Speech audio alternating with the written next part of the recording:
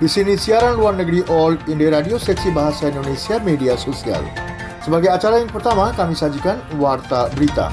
Warta Berita disampaikan Kishore Das.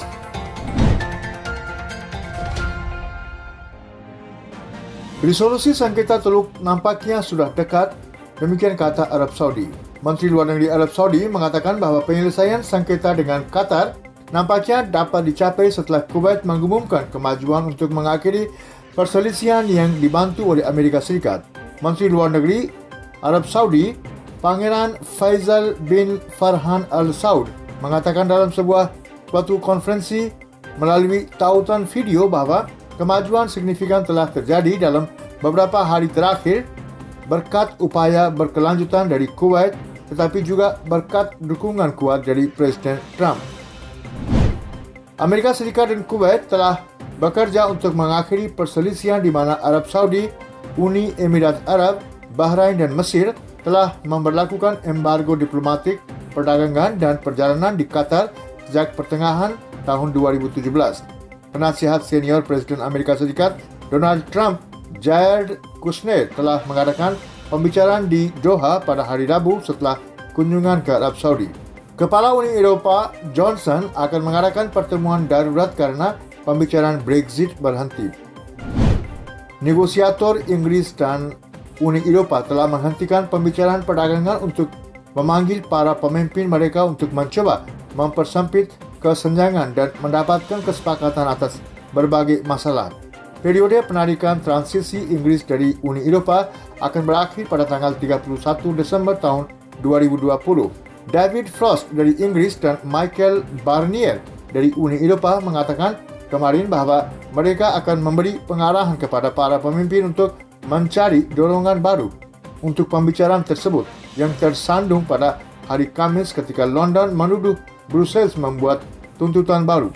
Perdana Menteri Boris Johnson dan Presiden Komisi Eropah Ursula von der Leyen akan berbicara hari ini untuk mencoba memecahkan kebuntuan yang menurut sumber berpusat pada tuntutan Perancis tentang hak penangkapan ikan di perairan Inggris. Ini adalah perubahan terbaru dalam negosiasi berbulan-bulan yang hampir tidak bergerak maju pada tiga masalah, yaitu perikanan, menjamin persaingan yang sehat dan cara untuk menyelesaikan perselisihan di masa depan. Raja Thailand memaafkan dan mengeluarkan amnesti kepada puluhan ribu penjara. Setidaknya 30,000 tahanan di Thailand telah diampuni dan 200,000 lainnya akan dikurangi hukumannya menyusul dekret kerajaan yang dikeluarkan pada malam ulang tahun mendiang Raja Bhumibol Adulyadej. Gazet kerajaan mengumumkan kemarin bahawa Raja Maha Vajiralongkorn saat ini mengeluarkan pengampunan dan amnesti secara nasional untuk menandai tanggal kelahiran ayahnya pada hari Sabtu. Menurut harian Bangkok Post, wartawan Surayut Suthasanacinda, yaitu pemimpin protes Kaus Merah Natawut Saikwar dan mantan Menteri Perdagangan Bonsong Tediampirom termasuk di antara mereka yang hukumannya akan dipersingkat.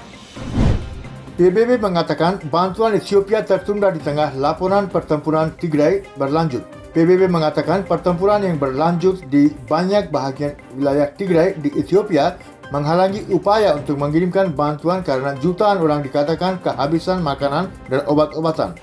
Pejabat PBB mengatakan kepada sebuah badan bahawa masih tidak ada akses pada hari Jumaat meskipun ada kesepakatan yang memungkinkan akses kemanusiaan tanpa hambatan ke daerah yang dikuasai pemerintah. Militer memasuki ibu kota regional Mekele akhir pekan lalu dan mengatakan konflik selama sebulan dengan pasukan kelompok TPLF telah berakhir. Ratusan orang dilaporkan tewas dalam pertempuran dengan Front Pembebasan Rakyat Tigray. Puluhan ribu orang telah mengungsi dengan gelombang pengungsi yang melarikan diri ke Sudan. TPLF mengatakan pihaknya masih berperang sementara Menteri Ethiopia yang bertanggung jawab atas demokratisasi, Zadig Abraha, menolak ini dan mengatakan tidak ada perang. Trump memerintahkan penarikan keluar pasukan Amerika Serikat dari Somalia. Presiden Amerika Serikat Donald Trump telah memerintahkan penarikan keluar hampir semua pasukan Amerika Serikat dari Somalia pada tanggal 15 Januari, demikian kata Pentagon. Amerika Serikat memiliki sekitar 700 tentara di negara itu untuk membantu pasukan lokal memerangi Al-Shabaab dan militan ISIS. Para pejabat Amerika Serikat mengatakan beberapa pasukan akan pindah ke negara tetangga, memungkinkan diadakannya operasi lintas perbatasan. Dalam beberapa bulan terakhir, Presiden Trump telah mengeluarkan perintah serupa untuk mengurangi pasukan Amerika Serikat di Iraq dan Afghanistan. Dia telah lama meminta pasukan Amerika Serikat agar pulang dan mengkritik campur tangan militer Amerika Serikat karena mahal dan tidak efektif. Joe Biden memilih Vivek Murthy sebagai ahli bedah. Presiden terpilih Amerika Serikat Joe Biden telah memilih dua mantan pejabat pemerintahan Obama untuk peranan senior untuk membantu memerangi COVID-19. Ini termasuk penunjukan Jeff Zients sebagai koordinator virus corona Gedung Putih. Penasihat Biden, Vivek Murthy, akan kembali ke peranannya sebagai ahli bedah tetapi dengan portfolio yang lebih luas saat pandemi merebak di seluruh negeri. Berurusan dengan virus yang telah menewaskan lebih dari 274,000 orang Amerika serta dampak ekonomi akibat krisis adalah salah satu prioritas utama Biden setelah ia menjabat pada tanggal 20 Januari. Marcella Nunez Smith, salah satu ketua penasihat COVID-19 dari Biden, akan memainkan peranan utama dalam respon pandemi pemerintahan yang akan datang dengan fokus pada ketidaksamaan.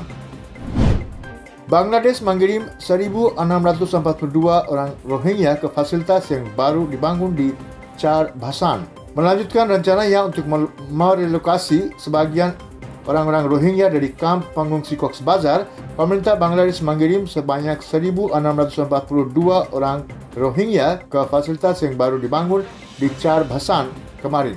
Sebanyak 3,500 Rohingya lainnya akan dikirim ke Char Bhasan minggu ini dan relokasi akan selesai dalam seminggu. Demikian dikatakan kantor berita resmi BSS mengutip seorang pejabat Angkatan Laut. Kementerian Luar Negeri dalam pernyataannya menegaskan kembali bahwa relokasi telah dilakukan dengan sepenuhnya secara sukarela. Dikatakan relokasi adalah bahagian dari rencana yang lebih luas untuk memulangkan pengungsi Rohingya yang merupakan satu-satunya prioritas bagi Bangladesh. Saat ini lebih dari 1 juta orang Rohingya tinggal di kamp-kamp pengungsi di Bangladesh setelah melarikan diri dari tindakan keras militer di Provinsi Rakhine dari Myanmar pada bulan Agustus tahun 2017.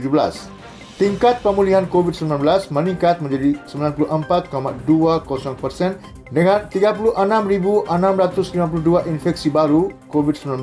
Total kasus di India mencapai 9.068.211.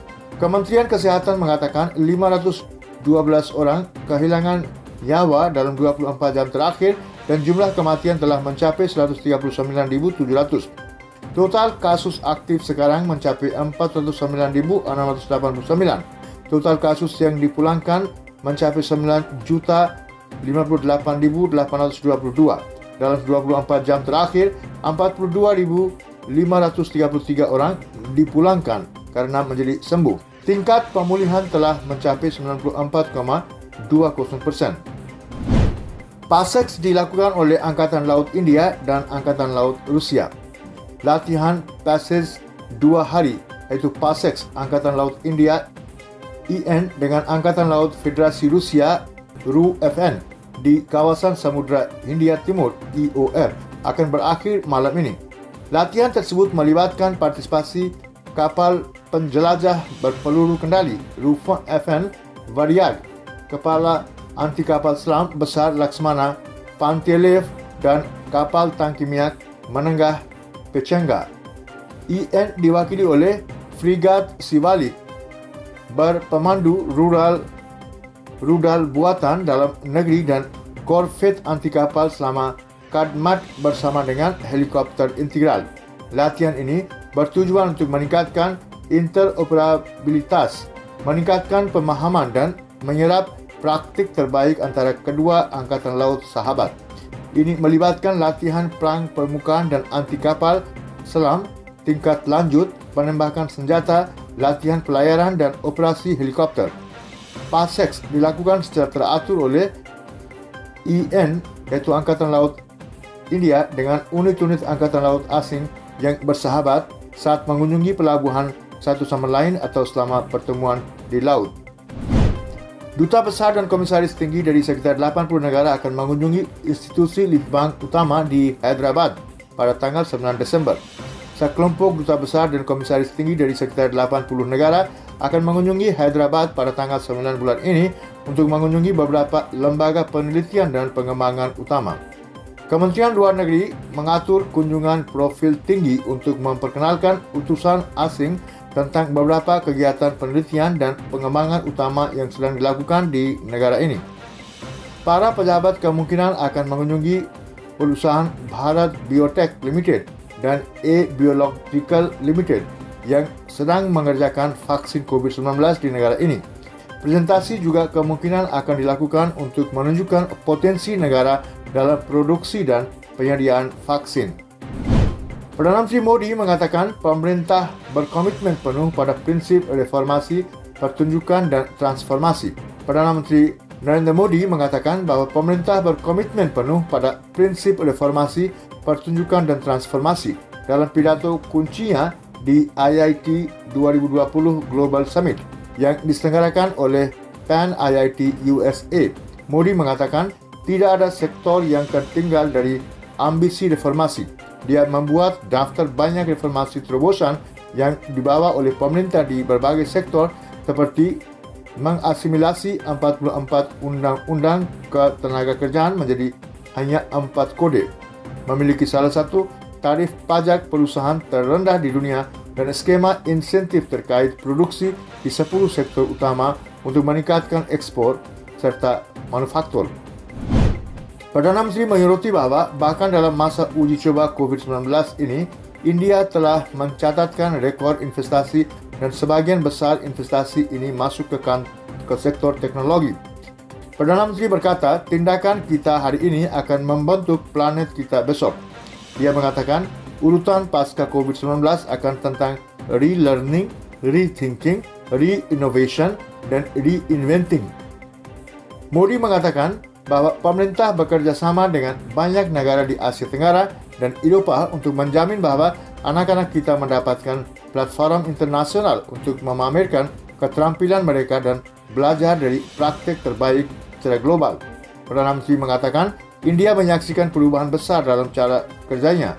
Dia berkata hari ini, dengan reformasi bersejarah di sektor luar angkasa, perbatasan terakhir sebelum umat manusia telah terbuka untuk bakat India.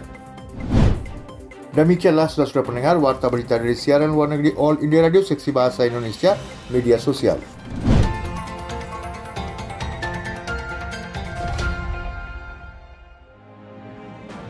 Selanjutnya saudara-saudara pendengar, kami sajikan komentar yang berjudul Hubungan India-Suriname makin meningkat. India menikmati hubungan yang dekat, hangat dan bersahabat dengan Suriname diperkuat oleh kontak budaya dan orang-orang yang dijembatani oleh kedatangan diaspora India sejak 142 tahun yang lalu. Lebih dari 230,000 orang asal keturunan India yang berasal dari bahagian timur, Uttar Pradesh dan Bihar dan sekitar 50 keluarga Sindhi yang tinggal di Suriname memberikan sumbangan cukup besar pada ekonomi, layanan sipil, teknokrat dan lingkungan budaya gabungan Suriname. Pada bulan Juli tahun ini, Chandrika Prasad Santokhi, yaitu seorang asal keturunan India, terpilih sebagai Presiden Suriname. Pada upacara pengambilan sumpah jabatannya, Santokhi membacakan mantra suci dari kitab suci Veda. Dia juga berbicara dalam bahasa Sanskerta. Perdana Menteri Modi mengucapkan selamat kepada Santokhi. Perdana Menteri mengenang hubungan dekat India dengan Suriname. Modi berkata, lebih dari 100 tahun yang lalu, orang-orang dari India pergi ke Suriname dan menjadikannya sebagai rumah mereka. Saat ini, lebih dari 1/4 populasi Suriname berasal dari India. Saranami adalah salah satu bahasa umum di sana. Itu adalah dialek Bhojpuri. India merasa sangat bangga dengan ikatan budaya ini. Menteri Luar Negeri India saat itu mengunjungi Paramaribo pada bulan April tahun 2017 sehubungan dengan pertemuan Komisi Bersama JCM India-Suriname ke-6 dan mengadakan pertemuan bilateral tingkat tinggi dengan Presiden, Wakil Presiden dan Menteri Luar Negeri negara tersebut. Wakil Presiden Suriname, Aswin Adhin, diundang sebagai tamu khusus untuk Pravasi Bharati Divas Pemuda 2017 di Kota Bangalore. Dalam kunjungannya pada Januari 2017, Adhin memimpin delegasi resmi dan mengadakan pertemuan bilateral dengan Perdana Menteri Modi. India telah memberikan 4 jalur kredit senilai $57 juta AS kepada Suriname untuk menyiapkan pompa air, jalur transmisi listrik, 3 helikopter cetak, tender crash fire dan peralatan pantai. 3 helikopter cetak produksi perusahaan Hindustan Aeronautica Limited senilai $13.5 juta AS telah diserahkan kepada Kementerian Pertahanan Suriname pada bulan Maret tahun 2015. Exim Bank of India telah memberikan pinjaman sebesar 8,4 juta AS kepada Kementerian Pertanian Suriname untuk rehabilitasi stasiun pompa Wageningen di bawah program kredit pembeli pada bulan Agustus tahun 2017. Pusat Kebudayaan India di Suriname dibuka pada tahun 1978 dan cukup aktif mempromosikan bahasa Hindi, tari Kathak, yoga dan musik klasik. India memberikan hibah senilai $29.500 AS untuk promosi bahasa Hindi di Suriname pada tahun 2016 karena sekitar 80 sekolah Hindi sukarela berfungsi di berbagai distrik di Suriname. Setiap tahun, 2 mahasiswa Suriname belajar bahasa Hindi di Kendriya Hindi Sansthan di kota Agra di India. Mahasiswa Suriname juga menunjukkan minat yang besar pada berbagai skema beasiswa dari Badan ICCR dan saat ini 1 mahasiswa sedang mempelajari kursus BANS di India di bawah beasiswa Ayush. Pertemuan Komisi Bersama India Suriname JCM ke-7 dipimpin bersama oleh Menteri Negara Urusan Luar Negeri V. Muralidharan dan Menteri Luar Negeri Bisnes Internasional dan Kerjasama Internasional Republik Suriname, Duta Besar Albert R. Ramdin, digelar secara maya pekan ini. Diskusi berlangsung dalam suasana hangat dengan latar belakang hubungan persahabatan India-Suriname. Kedua menteri menggarisbawahi betapa pentingnya mekanisme ini dalam memperdalam dialog politik, meninjau hubungan bilateral dan bertukar pandangan tentang kerjasama regional maupun multilateral. Kedua belah pihak mencatat dengan kepuasan bahawa hubungan India-Suriname yang memiliki ikatan budaya dan sejarah yang kuat ditandai oleh keramahan dan tingkat pemahaman yang tinggi serta konvergensi pandangan tentang berbagai masalah. Para menteri sepakat untuk menambah momentum baru dalam hubungan bilateral di bidang bisnes dan investasi dengan tujuan untuk meningkatkan antara lain kerjasama menuju pembentukan industri kreatif, kesihatan, sistem pengobatan tradisional, pertanian, pertambangan, energi pertahanan, kebudayaan dan pendidikan, kerjasama konsular dan kemitraan pembangunan dan memperkuat hubungan antar manusia. Kedua menteri mengakui pentingnya menjalankan proyek pembangunan di bawah kondisi konsesi termasuk melalui garis kredit dalam semangat kerjasama Selatan-Selatan. Mereka mencatat bahawa kemitraan pembangunan India dengan Suriname mencakup berbagai sektor termasuk pembangkitan tenaga listrik dan jaringan transmisi, pasukan umum dan pasukan air. Mereka menantikan implementasi awal proyek-proyek dalam pipa yang bertujuan untuk berkontribusi pada keamanan energi, efisiensi energi dan bauran energi Suriname. Para menteri menegaskan kembali komitmen mereka untuk memberikan dukungan timbal balik di forum internasional termasuk reformasi Dewan Keamanan PBB. Kedua negara bertekad untuk terus bekerja sama secara erat melalui mekanisme komisi bersama dalam berbagai masalah guna semakin memperkuat dan memperluas hubungan bilateral. Sekian.